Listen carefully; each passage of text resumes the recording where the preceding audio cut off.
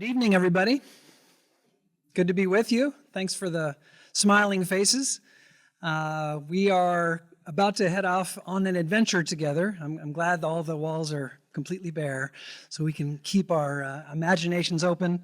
This is a talk that I was asked to give with no limits, no particular instructions to say anything nice about the Historical Society, but I am going to say a lot of nice things about the Historical Society. In my opinion, this is one of the most important community institutions in this community, in this region, and this kind of institution is one of the most important that we have in the country, and really in the world.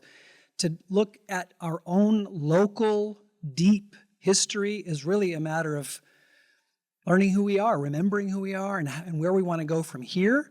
So this is a little innocent question. We're going to go into the history of Keene, of course, but along the way I want to make the argument that the Historical Society, this Historical Society, is a very, very special place. I know you agree. Someone's going to applaud at that idea, I think, that this Historical Society is a great place. All right, so this is one of the ways that some people think about history. History is behind us, it's crumbling away, it's not important. What's important is to go into the future. We are in the present, and we are headed toward the future, which is laid out in front of us. When we want to say that someone is, stuck in the past, right? We need to turn toward the future. The future is where the action is. The present is now, but what really matters is what's coming. The past crumbles behind us as we step forward.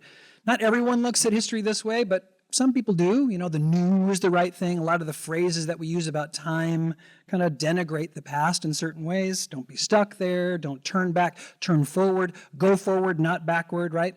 And so the Historical Society, or a place like a Historical Society, why would it be focused on the past? It's, looking at the rubble, the nerd who's interested in the weird patterns of what used to be instead of what's ahead. This, I think, is a fundamental mistake about how time works and how human civilization works. Here's an example from language. So the sentence that I'm using right now, the one that I'm speaking right now to you right now, this one right here, right now, as soon as I say the word now, you don't know what I mean by now unless you carry with you your memory of what I said a few seconds ago, right? You're carrying the past with you to understand the present. You can't understand the present without the past. Now you might say, okay, that's cute, that's how a sentence works. But actually, to understand this sentence I'm using right now, the one I'm speaking right now, you have to know not only the sentence that I just spoke, but the sentence before that, maybe even the whole paragraph. You might even need Peter's introduction in order to make sense of the paragraph, right? In other words, you need to carry quite a bit of memory in order to make sense of the moment. So we might call this, borrowing from Shakespeare, what's past is prologue. In other words, when we understand the present, we must, and we do, as a matter of fact, carry the past with us. The past sets the stage with the bard for the present. Okay, that's example number one. Number two, I can't resist showing you the National Archive building in Washington, D.C., which has out front a sculpture of the present, that's what you're looking at there, the present, there she is sitting on her throne. And what do we see engraved there, if you can make it out? What is past is prologue. That's what it says there on the pedestal. Okay, so that's number one example. Number two, the language. Number two example is society. These are probably the most famous sentences in American literature about this idea. These are William Faulkner's sentences. The past is never dead. It's not even past. Those sentences are from Faulkner's Requiem for a Nun, which is a really weird and wonderful book. It is a play. It's in the form of a script, but it contains 3 interludes, which are historical vignettes. And what are these historical vignettes about? The Mississippi, the city in Mississippi, state house, courthouse, and jailhouse. And the story in the play is about a criminal justice storyline. Faulkner's idea is that the past, these buildings built 100 years ago and more, are still very much present. Not just the buildings, but the racism, the institutional limitations on certain people in these towns or this city in Mississippi, The idea is very clear. Faulkner is wrestling with how the past not only comes into the present, but shapes the present, determines the present, limits the possibilities of the present. That's what that means. A lot of people quote these lines from Faulkner, the past is never dead, it's not even past, but that's what he's getting at. He's getting at the power of things like institutional racism to shape the present and shape the possibilities of the future. And then the final example is from the living world. This is a wonderful creature you might recognize right away. It's very recognizable. I heard one of these just the other day. In fact, this is a wood thrush. The first hermit thrush I heard was just a couple of days. I don't know if you guys are hearing the thrushes now. They're here. But the question is, where are they from? So a friend of mine, Eric Masterson, you may know him from the Harris Center, the great birder with the great Irish accent. Yeah. So he talks about when the oriole arrives in the middle of May, it's like if you just say, oh yeah, the oriole's here, here's the oriole, it's like understanding the Lewis and Clark expedition by focusing on Portland, Oregon and leaving it at that. You don't understand the Lewis and Clark expedition unless you see the whole journey. Where is the wood thrush from? Anybody know? That is, where does it winter? Winters in Mexico or Central America. There are other birds that come from even farther. But to see and to hear the wood thrush with that in mind, that this is a journeyer who has come all the way from Honduras or Mexico or Costa Rica, now you begin to become closer to this neighbor of yours, the wood thrush. Then I couldn't resist one more really big picture about how the past influences the present. Why is the sky blue? Why is the sky blue? That question often gets answered in terms of, well, the light of the blue side of the spectrum is a quicker wavelength or shorter wavelength, and so it scatters more, and that's why you see blue in the sky. But billions of years ago, the Earth's sky was orange because it had a lot of methane and a lot of carbon. And then along came a little creature that began to take the carbon out of the air. Algae, then later, moss. The plant world has changed the atmosphere and made the sky not orange, but blue. And so we can say, why is the sky blue? Well, the sky is blue because of these, the physics of light, or we can say the sky is blue because of the moss.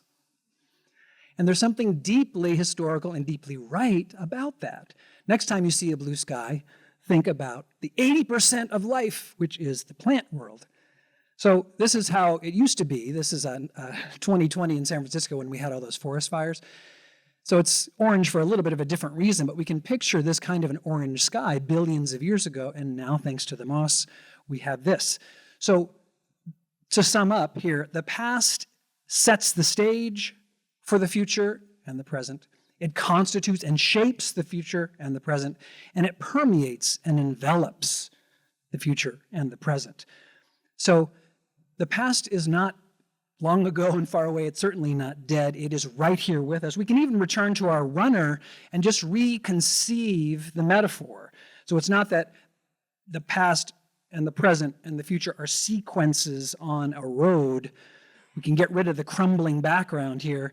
The past is all over the place. It's behind her, but it's also under her feet. It's also ahead of her because it's shaping possibilities. She is the present. She's moving forward into the future, which is as yet undetermined, and the road might turn to the left, the road might turn to the right. This is the mission here of this fine historical society. It's not just about long ago and far away. It's about so much more. All right, here is the mountain as muse. Who is this? This is Abbot Thayer, probably the most famous painter to paint the mountain, although there are many others, and you'll see them all over these walls shortly. So here's the city of Keene seal. We'll come back to this at the end. So we're going to start with one of the most important photographs ever taken, certainly in your lifetime. That is in 1995. That's the Hubble Deep Field. They pointed the Hubble telescope at a pinpoint of light. A pinpoint of dark. It was a completely dark part of the sky, and that's what they saw. Every single little light there you see is a galaxy. It's not a star, it's a galaxy. And that's what you see in everywhere you look in the sky. And all of those galaxies are moving apart. They're moving away from each other, just like raisins in a loaf. As the loaf rises, all of those raisins move away from all the other raisins. The Big Bang, you've heard about that, right? In the beginning, there was just hydrogen, big clouds of hydrogen. They begin to spin into great spheres, and those spheres we call stars. All right. What is a star? It's a crucible of elements. Our sun is turning hydrogen into helium. But the bigger stars create all kinds of things. Helium, yes, but also carbon and oxygen and neon and magnesium and silicon, iron. But what about all these other heavier elements that are farther along on the periodic table, like, let's say, gold? I've got gold right here. Anybody else have gold in the room? Gold around your neck, gold around your bracelet, your wedding ring. That's 80 protons. That is a lot of fusion. That's what's happening in our sun, is that the hydrogen is being fused into helium. How do we get enough pressure to create gold? The answer is supernova, or a kilonova, which is two neutron stars colliding and creating even more pressure to create gold.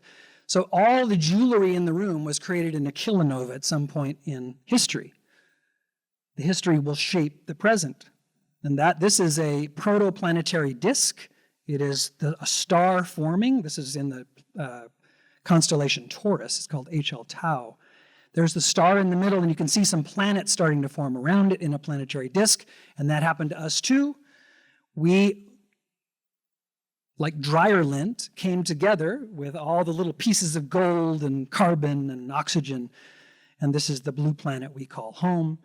Just like the sun, the Earth is a pressure cooker. Inside the Earth is a solid core and a liquid core, but the crust is just a thin little crust. It's made primarily of granitic rock, granite, right? The granite state, we should take note of that. So we're getting closer to home here. Just 1% of the planet's whole volume is that crust, and it's floating around on tectonic plates. All right. So one of those, or two of those plates, crashed into each other. The plates are moving at about the speed of your fingernail's growth. It's actually about half the speed that your fingernail grows. That's how fast the continental plates are moving. But they move inexorably, and when they crash, they can really crash. This is how mountains, of course, are made. Now we're getting close to home. See all those mountains there? Those are mountains you love and know, including Monadnock, but also including the Whites. Those are the roots of an ancient Akkadian mountain range that isn't here anymore. This is the Himalayas. We can picture something like this when we think about the Akkadians. The Akkadians are more like the Andes, but, let's go with the Himalayas. Why not? Even more dramatic. So there they are. They were created by two plates right around here, just in this neighborhood. They crashed together, and they created the Akkadians, a magnificent range, so heavy that they press down on their own roots. And when that happens, when giant mountains press down on roots, what we get is all kinds of tumult, all kinds of rock that changes on the molecular level, and it can even fold over. Some of you have seen this. This is on a trail up the mountain, that is up Monadnock. You see that fold of rock there? That's called the Billings Fold. Imagine how much pressure and how much heat needs to be applied to fold over rock, like the rock that we're looking at here. So here is a simplified picture of 175 million years ago. There are the Akkadians, and there, can you spot Monadnock? It's in the roots of the Akkadians there. It is being turned into schist. It's shale being turned into schist, sandstone being changed into quartzite. And then 5 million years ago, so 170 million years later, where did the Akkadians go? They eroded away, and what was left, at least right around here, is Monadnock. So Monadnock is sand and mud that becomes quartzite and schist underneath all of that pressure of those mountains. And so when we're seeing Monadnock, when we lay eyes on Monadnock, what we are seeing is we're seeing a remnant, a tenacious remnant of a great mountain range. If you climb to the top of Monadnock, when you look out into the valleys around you, you're looking at an absence That's really this geological story, not the presence of Monadnock, but the absence of the Acadians. That's what we're looking at. In a way, it's like standing at the edge of the Grand Canyon and looking down at what isn't there. That's what should amaze us, not just what is there. So it's kind of a reverse way of thinking about Monadnock. It's a tenacious remnant of an ancient Acadian range. So that's the mountain.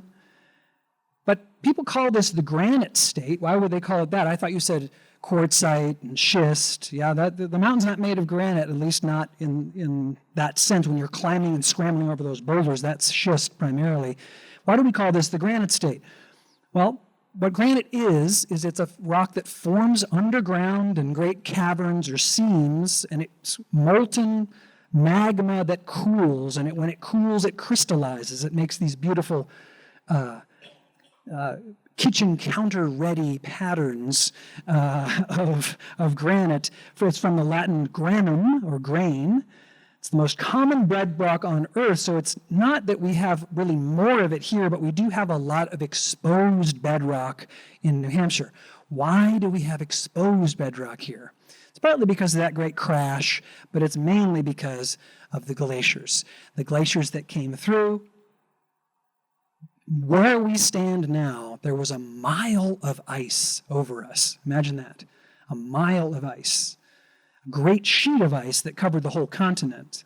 So that's what we should picture, even much more grand than this image of a glacier here. Again, climbing up Monadnock, you can see evidence of the glacier. These are striations, scratches. It's not that the ice creates the scratch, but the ice picks up rocks and drags the rocks and boulders across the surface of the bedrock, and that's what creates those scratches. That's the Laurentide ice sheet, if you can imagine a glacier that large. It's just absolutely mammoth. It goes all the way down. You can see all the way down to the Long Island Sound. It creates Long Island Sound. It creates Long Island along its edge. And about 15,000 years ago or so, it started to withdraw from this area. It starts to melt away. This is a map of New Hampshire and Vermont, and I like it because you can't really see any political boundaries, and what really jumps out is, of course, the Connecticut River Valley there, right up the middle. You don't think of it as a state line, think of it as a river valley system. That's really what it is. When the glacier pulls back, a great lake, which we retrospectively call Lake Hitchcock, forms in that great valley. And then you see that little lake beside it right there? That's Lake Ashuelit. That's what we call it in retrospect. It's a great glacial lake. So this is what happened up in Alaska. This is just an example. You have a glacier in 1941 on the left, and then a glacial lake on the right. When, because of climate change in this case, very, very quickly, over 60 years, the glacier retreats. The same thing happened 15,000 years ago, but much, much more slowly so that life could adjust around it. But you had a lake here, Lake Ashuelit, and that's why Keene is in this, essentially a bowl. It's a lake bowl that's flat because it was at the bottom of the lake. Nice and sandy, right? So here's Keene, nice and flat. Walk across Keene, you get sand in between your toes. When they put in the parking garage, they had to drill down through 80 feet of sand to hit the bedrock. That's how long that lake was here, depositing all that silt and building up all that sand. And that's why the soil around here is so sandy. When that lake drains out, Lake Ashuelit, we get the Ashuelit River. So that's the river basin, one of the arguably the most important natural feature around here. That is the Ashuelit River. It is part of the Connecticut River Valley system. It's the largest tributary in New Hampshire to the Connecticut River. And it's really why we're here. It's why the city's here. It's why native peoples settled here. So we have a tilt. There is, if you know how to feel for it, there's a tilt in this valley. So we can see the valley, and the tilt is going that way. It's going south. It's going to Long Island Sound. So you pour out a glass of water, and that glass of water eventually, one way or another, at least some of it, will make it down to Long Island Sound. So the Ashuelit and the Kentucook are the aortas of the region. They bring life here, they bring human beings here, they bring us here, ultimately. In some ways, we're relatively new to Keene. We've been here now for 6 years, and it feels a little bit to us like the river is almost like the back door of the city. We don't really think about it as our front door, but it really is a crucial, essential part of who we are, and we can find ways to connect with it. One of the only river-facing areas that I know about, at least in the city, is the Jonathan Daniels Trail. It's right there, your kind of riverfront, as it were. But I think it'd be good for us to think about how we can continue to develop that sense of ourselves as a riverfront city, because that's certainly what we are. There's a beautiful place in the course of the river that's down by Sawyer's Crossing. Sawyer's Crossing is a really important part of the region historically. We'll get to it in a second, but here it's Jonathan Daniels Trail, beautiful in the wintertime, that beautiful river that we live near and really should appreciate and love in so many different ways. So we live in a glacial sculpture garden. We have already talked about the valley that the glacier created, and then, of course, the lake. We've got the sandy, rocky soil, the glacial till to show for it. Classic thing in New England, you hike through the woods and you come across a big boulder in the middle of nowhere, right? That's the gift of the glacier. Glacier picks up the boulder in one place, and when it melts away, it just drops it somewhere else. There's the famous sarcophagus erratic up on the Pompeii Trail on the way up the mountain or on the ridge. And then now let's bring in some human beings here. We live in a long-standing human habitat. Many of you are well aware that Endokina means, we heard it earlier today, it means our homeland, essentially, an Abenaki word. And Abenaki and their ancestors have been here for thousands of years, essentially 13,000 years. This is in Bellows Falls. Have you seen this? Raise your hand if you've seen this. Just a couple. It's really a very important site in terms of petroglyphs in this area. There just aren't too many others. It's thousands of years old. It's worth seeing right up in Bellows Falls. I do wish that Bellows Falls made more of it. You go there, you're kind of in this industrial area. You can see there's a little bit of spray paint on it, kind of to mark it where it is. Maybe there's a way we can work with our neighbors over there and treasure this a little bit more. Give a little bit more attention to it. It's a really remarkable site. It's quite large. In this image, you can't tell how large it is, but it's really quite large. Those figures are very large. Then there's some other figures that were discovered underwater down in Brattleboro that have a similar style. So this is right around Sawyer's Crossing, just downriver. This is the famous fish dam that was discovered there relatively recently. You can see the V of boulders. And you say, okay, now how could that help you fish? How does a V of boulders help you fish? It's a really beautiful technology. So you set up this V of boulders, and then the fish that come upstream, like perhaps salmon, we don't know for sure, but certainly herring or other anadromous fish that come upstream to spawn, they'll be forced to the riverbanks. And there are European witnesses who say they witness, and they wrote down what they saw, where they witnessed native people fishing. They said you could fish with a basket. There were so many fish at certain times of year, right? You just wade in and get a good basket, and you can fish on the riverbanks. But then at a different time of year, a different animal comes down river, and that's the American eel. So you can go to the center of the V and collect your eels for your eel dinner in a basket at a different time of year. So it's a wonderful technology, and it's just down the river from us. This book should be on your bookshelf. This is Robert Goodby, professor of anthropology and really archaeology at Franklin Pierce.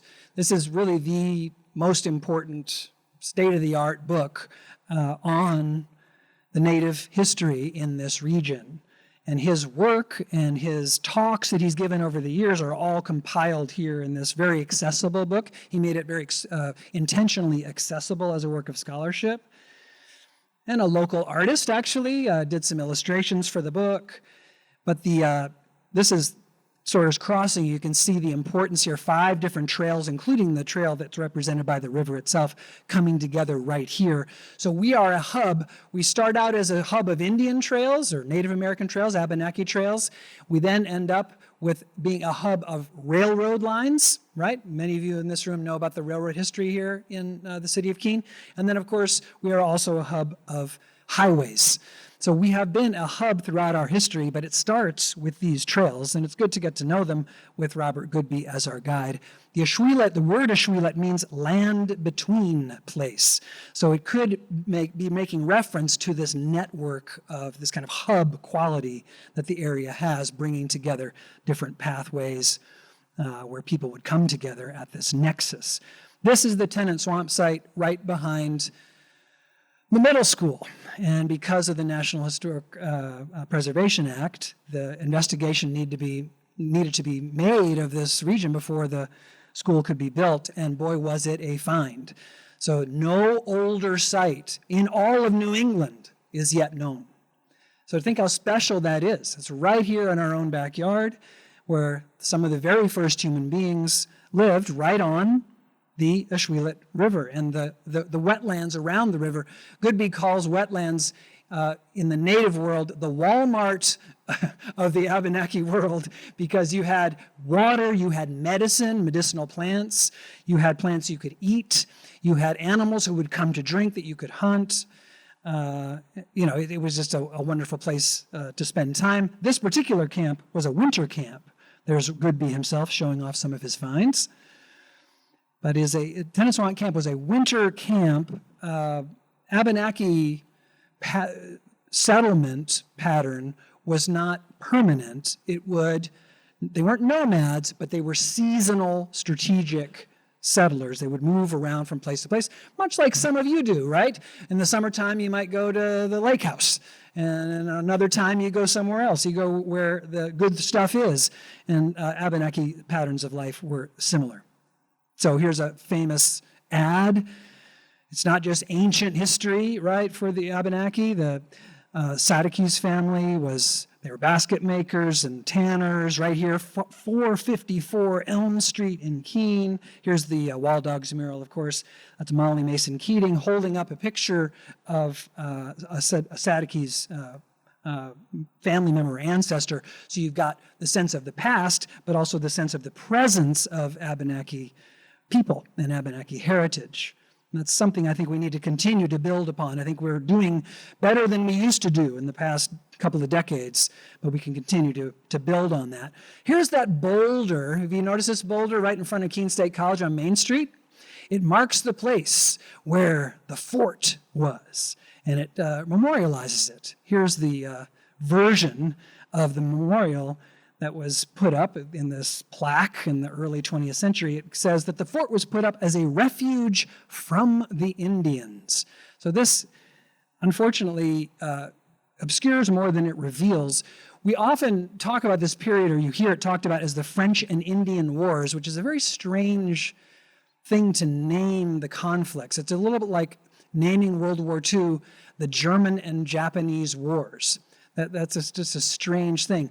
What we're doing, the British there, it's a British name essentially, or comes out of that British perspective. French and Indians were among the opponents of the Brits. So it's a very strange name. I will say this, though. The other day I was looking at this, I hadn't really ever looked at this flagpole pedestal.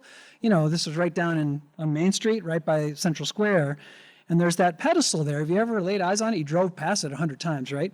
So on that pedestal, down on the base of the flag, it says Keene remembers, and it lists a bunch of wars. It ends with World War I, which it calls the World War. So this obviously was put up after World War I and before World War II. But look at that top name there. It's not French and Indian Wars. It's the Colonial Wars, which is a much better name. That's really what was going on during this period. This is the situation. In blue, those are French claimed territories. In the pink or salmon, that's Britain claimed territories. And then in the purple, you got territories ceded by France to Great Britain. And then you got Spain in the orange. So in other words, this was a contest between colonial powers, imperial powers, in contest with each other. What were they fighting over? What were they going after? This guy and this guy. The tree, the timber, right, very valuable. Britain, for example, had cut down a lot of its trees by then. There are rainforests that would grow in Ireland and Western Britain. If they were left and allowed, temperate rainforests would grow there. But, we think of Britain, a lot of the, if you think of a landscape in Britain, you think of, a moor or kind of an open space. You might not think of a forest, and that's because the Brits cut down a lot of their forests a long, long time ago. So they were very interested in the new, quote unquote, new to them forests. And then, of course, the beavers too, because of the beaver trade, the fur trade. So that's what these colonial powers were jostling over, is access to the fur trade, to these beautiful white pine trees. Who wanted the white pines? The navies, right? Because these are mast trees. They would put the King's Broad Arrow sign on it to say, these belong to the king, because naval power was the power of the day among imperial powers. So that's really what we're talking about, territory here that's defined by imperial conflict. And then there's this stuff. What's this? Sugar. We learned in school about the 13 colonies that declared independence. So did the Brits have 13 colonies in the Americas? No. They had 26 colonies. 13 did declare independence. You have heard that story, I'm sure. But there were British colonies to the north, like up in what we think of as Canada, and mostly lots of British colonies in the Caribbean, right? British Virgin Islands, Jamaica, Barbados, Bahamas, you can go on and on. And that means sugar, not just sugar, but it means sugar, and it also means enslavement. So that is the context, this colonial World War context. We learn about World War I. This really was a world war before World War I. These European powers battling each other over resources. Who's this? Very important figure in our story. Benning Wentworth, first governor of New Hampshire, when New Hampshire becomes a province for the first time. 1773, when he was a businessman, he went bankrupt because of a shipment of timber, remember that valuable timber, that he shipped to Spain, and Spain refused to pay, and Wentworth sued Britain. He said, because you and Spain can't get along, I can't get paid for my shipment of timber. Now, I want you just to hold this in mind, put a little flag there. Remember, it's Spain, okay? So he goes bankrupt. Somehow he gets through that crisis, and he ends up, recovering as a business person. He ends up becoming governor of New Hampshire. He was widely known as creative, some would say, or corrupt, others would say. He named many of the new towns in New Hampshire not after illustrious people long gone, but after influential contemporaries to gain support for his enterprises, governmental or private. I don't know if this rings any bells these days. So he had some creative ways to make some friends through his powers. For example, Peterborough. It was named after Lieutenant Peter Prescott of Concord, a prominent land speculator, very much alive. Rutland, Vermont, named after the third Duke of Rutland, because some of the places that he was giving away and naming ended up being in Vermont. Richmond, New Hampshire, after the third Duke of Richmond. Apparently he had a thing for third dukes. He was currying favor with all kinds of people, including himself. He names Bennington, Vermont, and Bennington, New Hampshire after himself, which I'm sure he approved of. So who's this guy? This is another character. You'll find him actually in the hallway outside. So who is this? This is the British ambassador to, remember I told you to remember, Spain. Spain. So this guy likely helped Wentworth get through that little financial crisis in the 1730s. So who is this? Benjamin Keene. And that's probably why we are all in the city of Keene, is as a form of thanking Benjamin Keene for his help with his little diplomatic business problem back in the 1730s. Who was Benjamin Keene? He was a talented diplomat, a problem solver, brokered peace treaties between imperial powers. He was the officer, or an officer, of the South Sea Company. That's actually why he went to Spain in the first place. Now, what is the South Sea Company? This is worth knowing about. The South Sea Company comes out of the Treaty of Utrecht in 1713, which is basically an agreement between multiple European imperial powers. and it included what is called the Asiento de Negros, where Britain was given the right to trade, if we can use that term, 500 people, this is slavery, human trafficking, right? 500 enslaved persons in the Spanish Indies per year, very lucrative. And the Brits would also smuggle some goods into those same ships too. So they were trading in people and enslaved persons, and they were also trading in smuggled goods. And they needed to set up an entity to do this work. And that was the South Sea Company, a public-private venture to reduce Britain's debt from all those wars over the beavers and the timber. This is the famous contract allowing the subjects of Great Britain the ironic word liberty of importing Negroes into the Spanish America. So there he is. Is he a good guy or a bad guy? The case of Keene. The prosecution rises. The prosecutor says, look, Keene is a terrible name. It's a terrible legacy. Wentworth, the governor, named it as an attempt to curry favor or return the favor.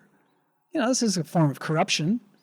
Keene himself, he's a minister of empire involved in a transatlantic effort around enslavement. The defense arises.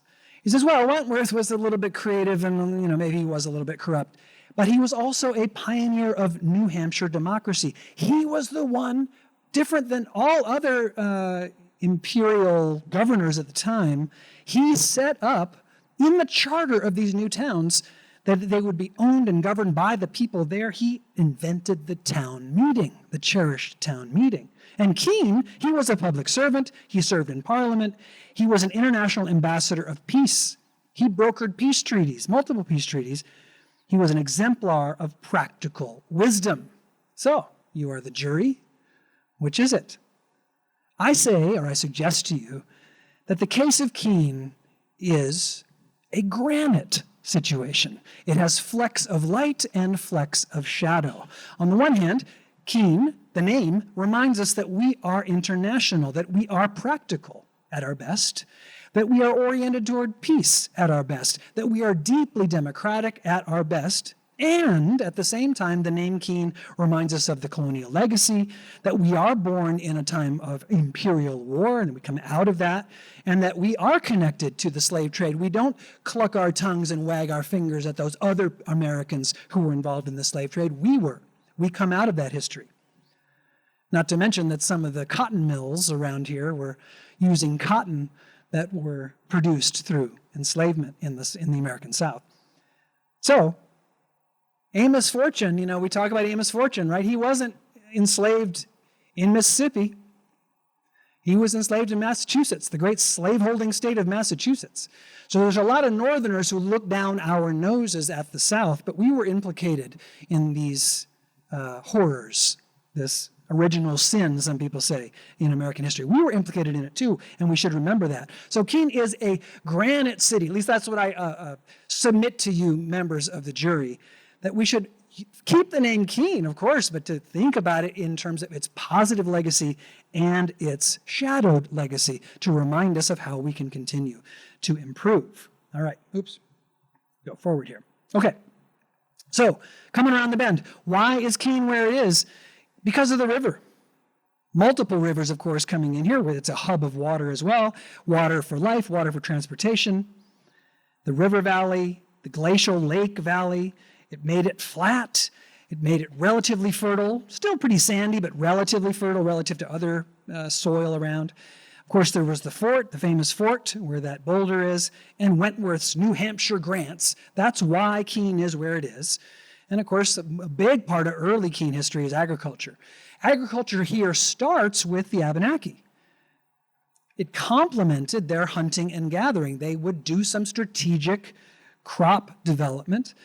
And they, interestingly, had a practice of letting land lie fallow. So they would grow a crop and then move to another area and grow the crop there, letting the initial area lie fallow. Europeans didn't do that. So Europeans coming out of the European model, I mean, this is really breathtaking. 1810, 30% of central New England was open agricultural land, 1810. By 1840, 80% was open land.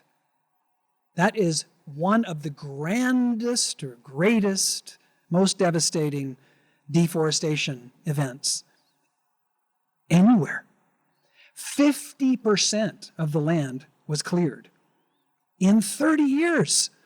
Why? This guy. That's why. A couple things happen. Napoleon invades the Iberian Peninsula, so Spain and Portugal. That puts the elite in the mood to raise some money so they can fight back the French.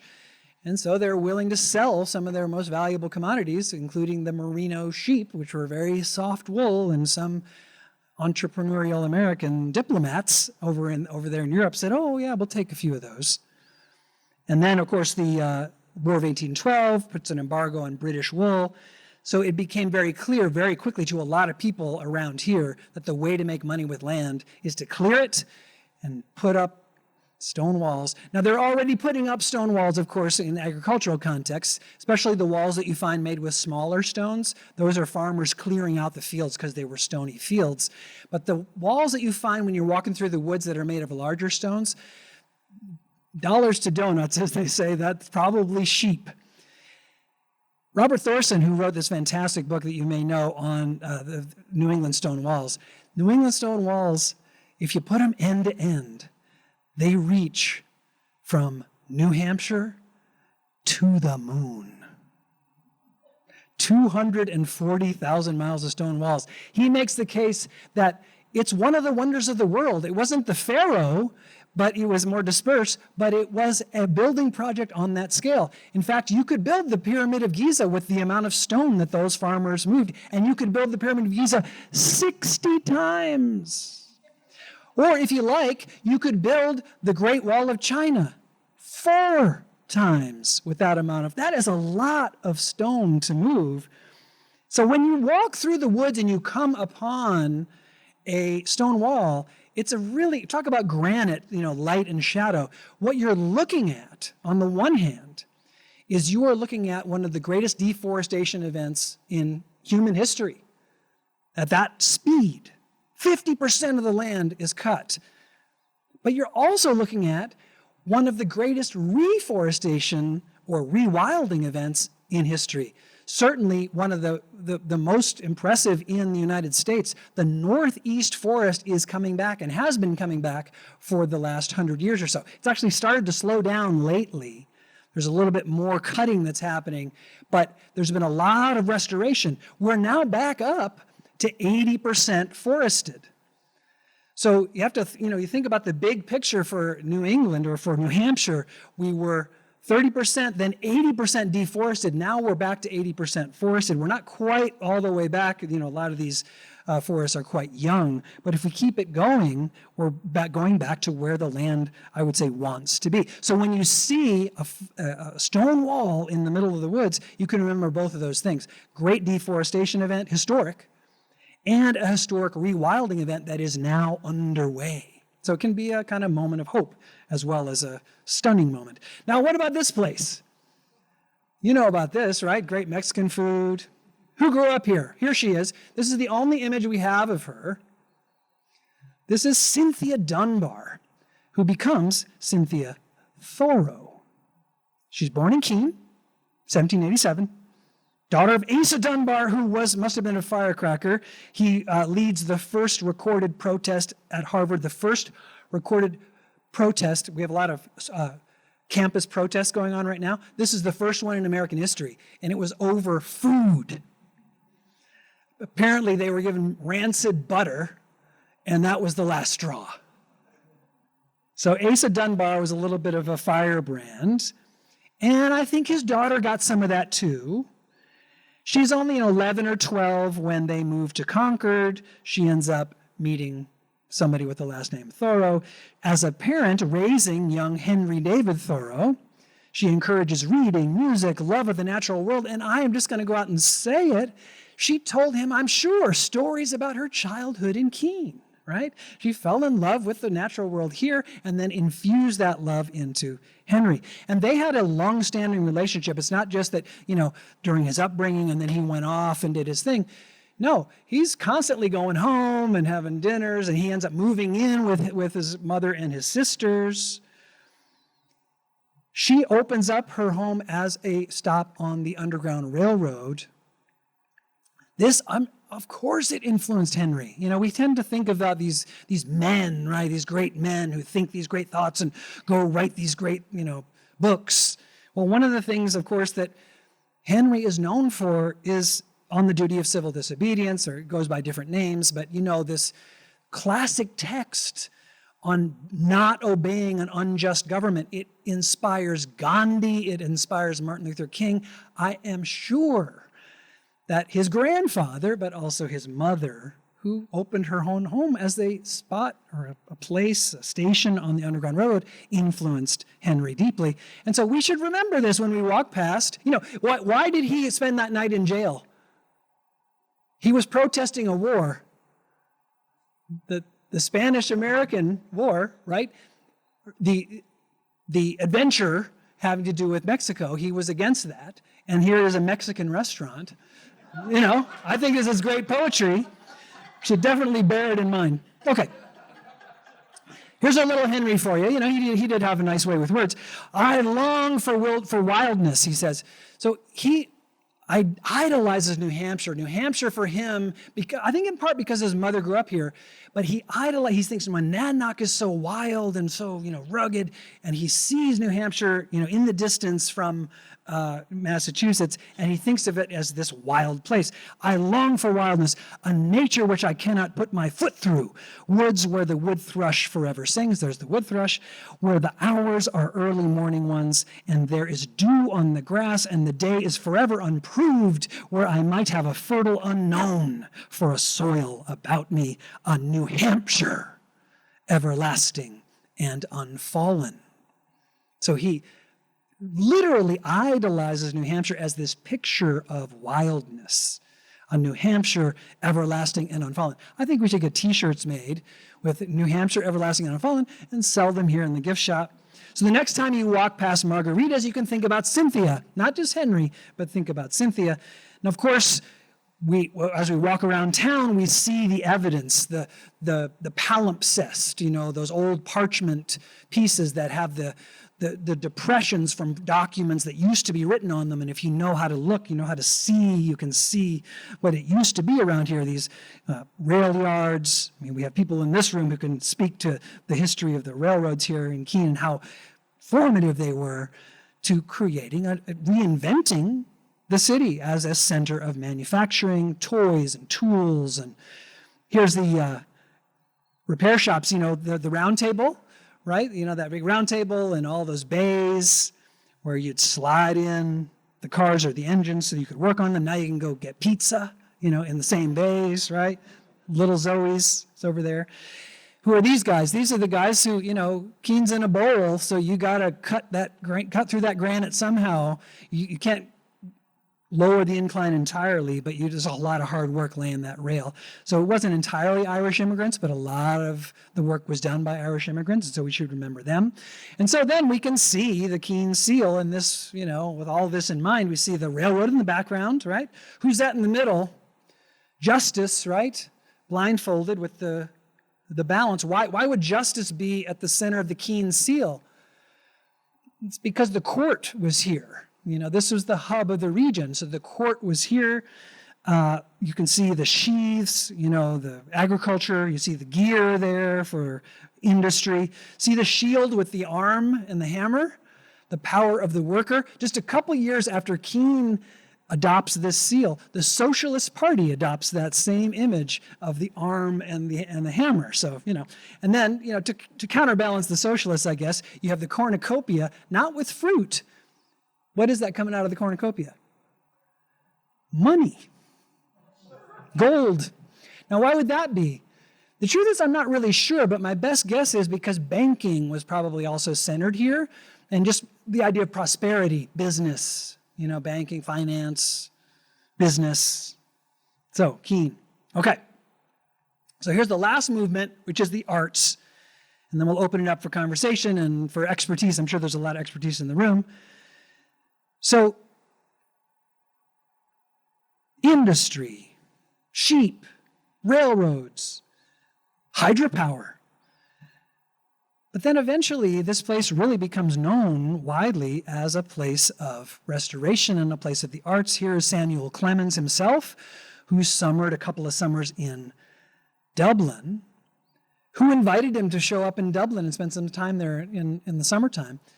Abbot Thayer did, the painter who lived at that point in Dublin. He grew up in Keene, by the way, Abbot Thayer, but he ends up moving to Dublin, invites Mark Twain. Mark Twain says, the atmosphere here is exceptionally bracing and stimulating and a fine aid to hard and continuous work. So he did some writing here, and many other writers and scholars and painters followed. There's Abbot Thayer himself. There's one of his paintings of the mountain.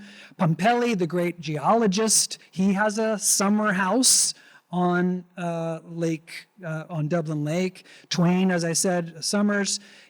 Twain writes a letter home. He says, around this lake there's paint, there's literature, there's science, there's statesmanship, there's history, there's professorship, there's law, there's morals. It basically was a kind of Chautauqua. It's all of these, well-to-do people from Boston or from other great urban areas, but they were coming for restoration. Peterborough, you know about the story of Marion and Edward MacDowell. Edward MacDowell, the great composer, Marion, the great pianist. Marion secretly buys a farm, an abandoned farm. There's this great exodus as people move west to cheaper, more verdant land. And so a lot of land was relatively cheap. Marion secretly buys Hillcrest and presents it to Edward as a kind of gift, a surprise gift, and says, I'm going to build you, there she is on the right, I'm going to build you a log cabin for you to do your composing. And then when Edward tragically dies in an accident, she keeps going, keeps raising money. There's the original log cabin there, and creates the MacDowell colony, now called MacDowell, to get away from the history of colonialism. They dropped the word colony. Since its founding, the MacDowell enterprise, the MacDowell experiment, has attracted 6,000 plus artists, including 61 Pulitzer Prize winners. That's pretty amazing, including Willa Cather. Willa hated it at MacDowell, by the way. She said, these people are so pretentious. All these artists, they think they're so great. So what she would do is that she would, she was there at MacDowell, and then she would walk into Peterborough for dinner rather than eat dinner with the other artists. So she wanted to be with a little less pretentious people. What she really loved to do, she loved to come here in the autumn. And she would go to the Shattuck Inn up in the attic room with the sloped ceilings. She also would write. She had a friend who had a house in Jaffrey with a meadow where she could see the mountain. There she is. You see that tent in the background? So she would write in the tent in the mornings, and then she would hike or ramble the mountain in the afternoons.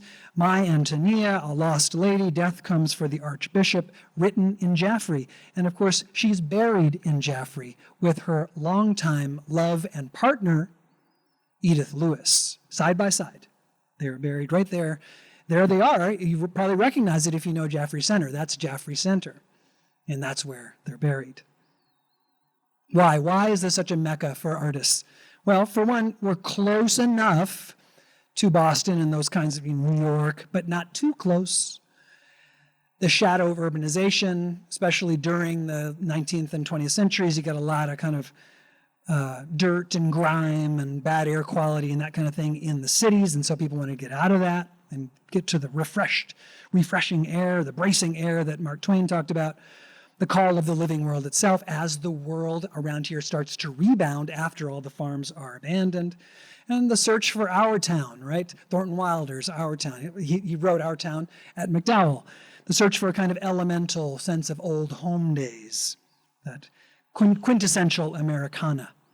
So if we look deeper, if we look local, we'll learn from the Apache, who would name places with stories, things that happened in those places. And I think that's what we need, is to continue to build up those senses that we have of things that happened in Margarita's restaurant or on Dublin Lake, to build up our sense of those vignettes, those people, those stories, because wisdom sits in those places. This is a wonderful book by Keith Basso about Apache culture and naming practices.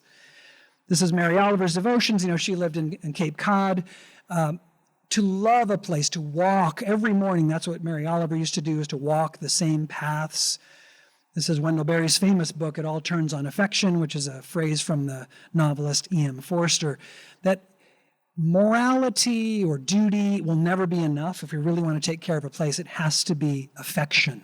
It has to be love. It has to be something that our heart is in.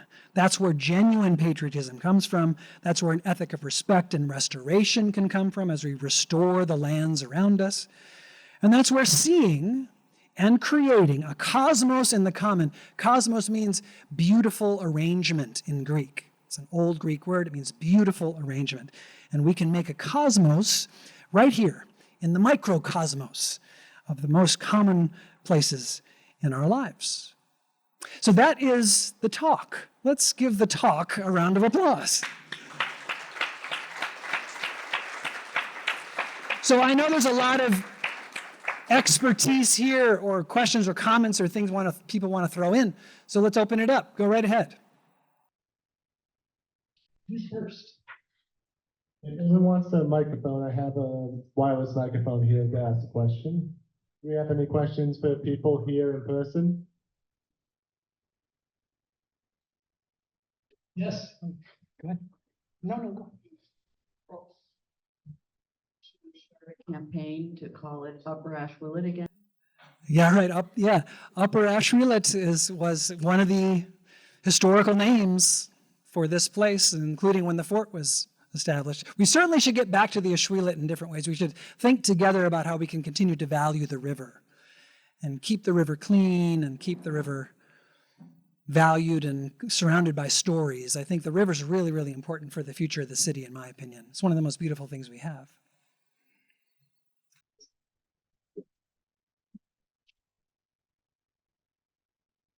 I'm sure several of us in here, I did know that was Cynthia Dunbar. I said it aloud. Yeah, right on. Extra points. Because, well, several people in here, I'm sure, knew before it was a Mexican restaurant. Yes. It was the Crystal Restaurant, and some of us worked there. Waitress. And there was, one of the rooms was called the Cynthia Dunbar room or something. I can't. Yeah, and it was owned by Hoopus, who lives just a couple of blocks down here, who lived, and his son was a friend of mine, a couple of blocks down here. But the Crystal Restaurant looked very different than it looks now. Yes. But I know there are people in here, certainly there are a lot of us who are old enough to have dined there and or worked there and certainly remember it. But there was always a lovely story about it. And in the menu, there was also a story of Cynthia Dunbar. And the connection to her family, and yeah, that's great. And then it was Henry David's, right, before that. So that, or it was after that. Yeah. So it's Crystal's and then Henry David's. Yeah. Okay. Good. Yeah. Great. Yeah. You've only been here 6 years. Yeah. That's right. Plenty of people here do know about that. Yeah, that's so good. Yeah. I mean, it seems to me, again, this is kind of naive newcomer, but it seems to me that kind of thing should be on the sidewalk, somehow clear, just to kind of give a sense of that living history that you're walking right by. I have no idea. You see the flight of margaritas on the, outdoor seating or whatever, but to have a little, tastefully done. It's a really lovely story, a lovely storyline that we'll lose if we're not careful, right? So. When it went to margaritas, we lost a lot of that right there. Yeah. Many people were dismayed when that happened. Yeah, interesting. And thanks for that comment. That's exactly the kind of thing we need to lift up. Yeah, go ahead, Jenna. Yeah, so 6 years ago, you guys come to town. Yep. You seem to know a lot of local history already, so I'd love to, as newcomers come to town, what are your go-to sources that help you get to the point of doing this presentation? Oh, yeah. obsession. So the question is, so how does any newcomer find out more? I mean, to me, it's about Howard Mansfield. It's about, I mean, you guys know Howard Mansfield's work, I'm sure, but if you don't, there's several of the things I said today come out of his writing.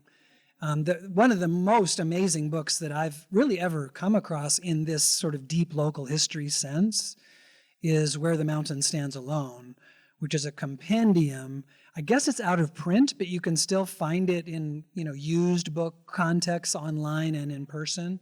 You might have a few in the, yeah, it's a coffee table book. I mean, I can't recommend it enough. There's a essay in that book by Mansfield, but there's also another one by Robert Goodby, and I mean, it's all the heavy hitters. And then I love talks, so I'll just go to talks like this kind of thing, but the New Hampshire Humanities and all that kind of thing to me is a really powerful and wonderful resource. So it's those kinds of things, but I'd like to see us continue to build them up and find ways to get that oral history out and going. I really am serious about like the Bellows Falls petroglyphs, and I mean, there's just really important things around that we kind of weirdly don't shine a light on, It's, I know it takes a lot of money, and I know that like there's nothing more sad than a kiosk that was put up 15 years ago that hasn't been taken care of, you know what I mean? And it's kind of fallen apart. So you want to avoid that. But there's just a lot of storytelling through place that I think we could be doing, and I hope we do. That's one of my hopes as we, we're here for the long haul. So. Matt, I have a question. Yes. Thinking of Abenakis and Mount Monadnock up right now, you talked a little about the writers. Yeah. What do you think is the artistic appeal about Monadnock that stood out to so many painters and writers that came to the region? Yeah. I mean, you know this already, but I'll say it. Monadnock is now a geological term, and it means any single mountain that's standing in a peneplain. A peneplain is basically a relatively flat area that's become flat because of erosion. And when you have a single peak, like when you have a Monadnock with small m, like the original Monadnock, capital M, it's striking. It stands out. There's a kind of grandeur to it. I also think, I don't know, like, have you been to that little visitor center at the park headquarters where they have a model of the mountain? Have you been there? They have a 3-dimensional model. It's really worth a visit. It's just one big room, but they have exhibits on all the walls, and in the middle of the room, they have a 3-dimensional model of the mountain. And I just find it extremely well-proportioned and pleasing. I really think there's something about the shape of the mountain that's worth mentioning. The other thing about it, though, every mountain has its own charms, and in doing the kinds of research that is represented in this talk, it came to my attention that partly why Thoreau falls in love, and Ralph Waldo Emerson for that matter, he writes this epic poem about Monadnock, right? And part of why they were so fascinated with it was the biggest game in town, in the sense of, if you're in Concord or Boston, or there aren't very many tall peaks that you can get to until they open up the rail up to the Whites. But that whole thing, which Howard Mansfield has written about the landscape painters that go up to the White Mountains, we made a film about this and showed it on the screen. But those painters were the kind of broke the seal, and then the tourism followed the painters. But that basically happened in the mid and late 19th century. Before that, if you wanted to get to a pretty high peak by some form of rail, Monadnock was one of the only ones you could do. And then you have this weird situation of Monadnock being bare. So it shouldn't be bare given how tall it is. It should be forested all the way over. And what that means is you experience, those of you who've been up to higher mountains, it's the same plants. It's the same feeling on those, open boulders. So it's almost like a microcosm kind of mountain of a much taller mountain. because you get a tree line and you get some of those alpine plants, which is a miracle in my mind. Like, how do those alpine plants find Monadnock, Because it's not where they should be, but they somehow float through the air because they're not crawling along the ground. And those alpine plants make it up there, and they're just the same plant communities, some of the same plant communities that you find in the Whites in much higher elevations. So I think that's partly why Thoreau loves, and other artists love the mountain so much, is it's kind of almost like a grand, much taller peak in miniature, and that you can get to on the train and then a little bit of walking too. It's relatively close. Because if you draw a big circle around Boston, you got Wachusett, but Wachusett's not as tall, and it's not as kind of, the summit isn't maybe as grand. In fact, when Thoreau, he wrote an essay about climbing Wachusett, and one of the highlights of it is he says, yeah, it was really good, but the view was awesome, and the best part of the view was Monadnock. So that was his take on Wachusett. So I think there's something about that combination of things. It was the nearest, it was kind of a taller peak in miniature, and I just think it has aesthetic qualities to it. I love it. Liz and I just hiked it the other day, and it's, on a beautiful spring day like this, it's just nothing better. It's just so pretty, all that moss that turned the sky blue. It's so nice. Maybe one or two more comments, and then we'll wrap up. I see some hands. Go ahead, Bridget, or? That was really a well-researched and enthusiastically delivered talk. Missed, I guess, the introduction. I'd like to know a little bit about you. Where did you grow up? Where did you study? What did you study? Sure. Sure. I'll be quick. So I grew up in Michigan. My whole adult life, our whole adult life, has been in the Boston area. So I taught at Harvard Divinity School for a while. So a lot of my teaching and research was in the overlap between the sciences and the humanities. So in that case, it was largely about theology and spiritual ideas, but as they connect to the natural world. And so that's partly why I like people like Henry David Thoreau and Cynthia, for that matter, because I don't think they saw strong distinctions between those disciplinary categories. And my take on the academy is that we often create silos, whereas at least sometimes we should bring the disciplines together and have astronomy and biology and geology and ecology in the same kind of breath. So that's one of my interests. And as you might not be too surprised to find out, I'm writing a book on this subject. So that's part of why I'm so engaged and obsessed with this material, is that I'm actually writing a short book on the area and thinking of it as a kind of microcosm, bringing all those disciplines together.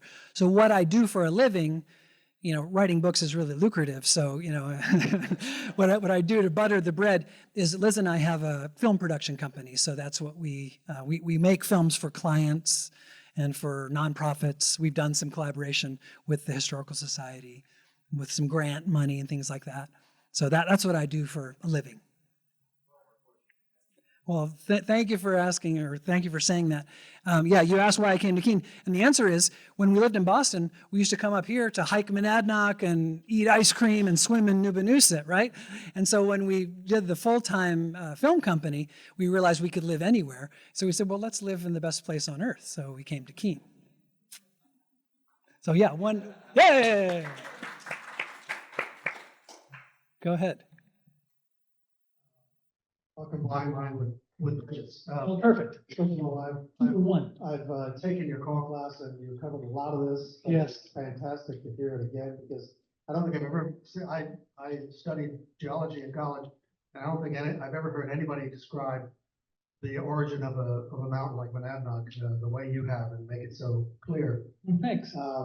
Bridget was gonna mention one thing about, one of the unique things about our region is having a locally owned newspaper, Sentinel, in this region, which is most of the history of Keene. Yes. Back in the 250 years ago. So important. And that's really the important thing. I'm going to make a plug for your other film that you showed just a couple nights ago, which was co-sponsored by the Historical Society. Power of Water, I think it's called. Yeah. And if anybody wants to get that, they can go online and find it. Just put in the Power of Water, New Hampshire PBS, and it comes. So that's just a plug for you. It was wonderful and a good panel discussion. Oh, thank you so much.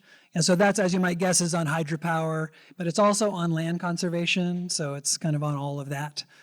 And it touches on what I think is really worth remembering, which is we are in the midst of this great restoration of the forests around us. So it's just something to celebrate. You know, there's a lot of bad news these days, period, but there's also a lot of bad news about the environment.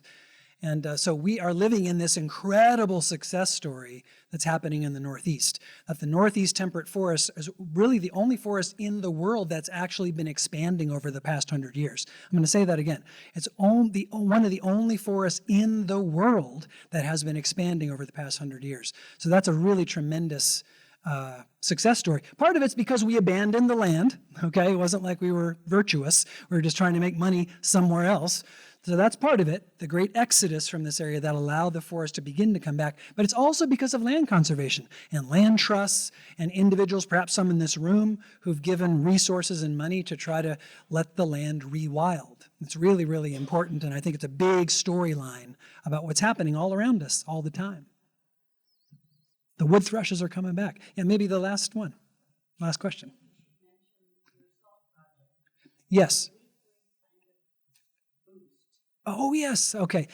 So Salt Project makes films, but we also do a newsletter. So if you're interested in the newsletter, it's a weekly newsletter. And because of my history at Harvard Divinity School, you might not be shocked to know that a lot of the content in the newsletter is theological. So if you're inclined to theology, we're very open-minded in our theology, but we're also very interested in these ancient texts and ancient ideas.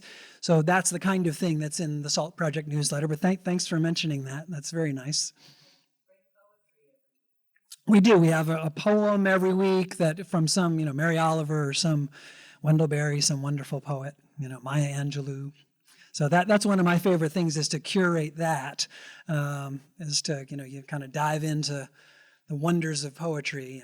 And again, to me, we need to be thinking on the one hand with poems and on the other hand with science and to bring them together. It's very artificial that we separate those onto two shelves in the Barnes and Nobles, In the real human lives, poetry and science are really the same wondrous world, right? Just two different angles, two different lenses. Any final comments or questions? Yeah, please. Oh, well, we only have 2 minutes, so.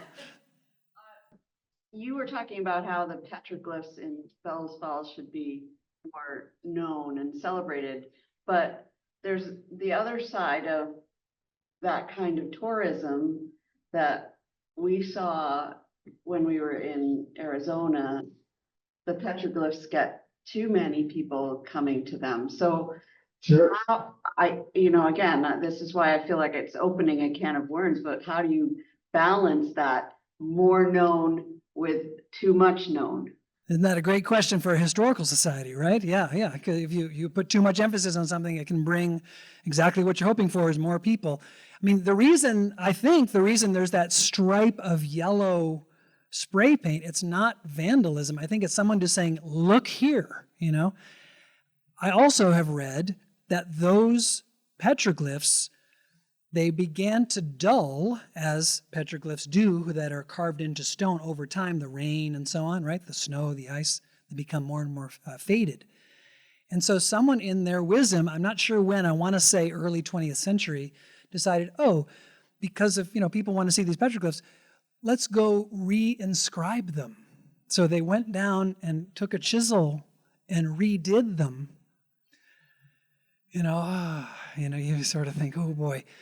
Now, on the one hand, this is a cautionary tale, like you're saying. There's this sense of, okay, we got to make it clear for the tourists, so let's go ruin the site, essentially, by chiseling it. Spray painting, more foot traffic, right? That's a classic problem. On the other hand, think of how many people in this region have no idea, or who have basically erased the Abenaki presence the native presence from the whole area. You know, the same is true of the Tennant Swamp site. You know, behind the middle school, there's a kiosk, right, a little interpretive kiosk, but it's really tucked away. And yeah, there's the boardwalk there.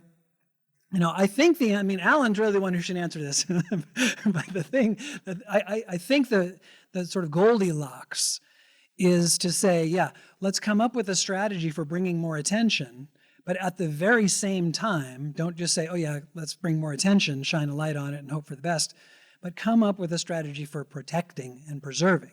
That has to be two-handed or ambidextrous. On the one hand, you're saying come. On the other hand, you're saying, and these are the terms under which you will come, and these are the ways in which we're going to protect this site. These are how we're going to educate you as a consumer or as a student of this site. Here's how we're going to collaborate with native groups today and not presume that we would do it without partnership and so on. And it may be that in those dialogues with native groups today that we want to say, no, really, we shouldn't be attracting people to the site. We should create another site that's a replica or something like that, right? You have to open up those kinds of dialogues. I guess what I'm calling for is these sites are too important to just leave. I mean, those of you who've seen it, it's, you've got it's just an industrial kind of wasteland kind of, right? You've got the transformers and it's just, messy, and there's that bridge that's closed, and it seems to me we have to take care of the space a little bit more and show a little bit more love and attention. But what do you think? Any ideas? Is that the right answer? Do we attract people but then also educate them about how to engage with the site? Is that the Goldilocks? It seems to me we have to take something like that view, even of, the Cynthia Dunbar story. How can we bring that back? Because there's a way that people trample and, spill their nachos or whatever, There's a way in which we can make more cheap these important sites if we don't treasure them and present them in the right spirit. And it takes money. It takes investment. If you set up a beautiful plaque or a beautiful kiosk, like I said, it can look kind of trashy in 10 years, 15 years. So you have to almost set up a little endowment to take care of it and have people who are willing to, stick with it for the long haul, to take care of the memorialization. But how we memorialize our past, it's the human condition. It's the human challenge. That's why we need places like this, to ask questions like that and answer questions like that and raise the money that we need to tell the stories in place. So thanks for being here. Thanks for your attention. And let's continue to invest in the community and in the past that shapes the present, that makes possible the future. Thank you very, very much.